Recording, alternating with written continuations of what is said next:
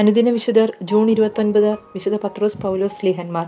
വിശുദ്ധ പത്രോസ്. അന്ത്രയോസ് സ്ലീഹായുടെ അനുജനും യോനയുടെ പുത്രനുമായ ശെമയോൻ ഗലീലായിൽ ബെത്സൈദയിൽ ജനിച്ചു. മീൻപിടുത്തത്തിൽ അവർ മുഴുകിയിരുന്നുവെങ്കിലും രക്ഷകന്റെ ആഗമനത്തെ അവർ തീക്ഷ്ണതയോടെ കാത്തിരിക്കുകയായിരുന്നു. അന്ത്രയോസ് ശെമയോനെ ഈശോയുടെ അടുക്കൽ കൂട്ടിക്കൊണ്ടുവന്നപ്പോൾ ഈശോ അരുൾ ചെയ്തു, നീ യോനയുടെ പുത്രനായ ശെമയോനാണല്ലോ, ഇനിമേൽ നീ കേപ്പ, അതായത് പത്രോസ് എന്ന് വിളിക്കപ്പെടും.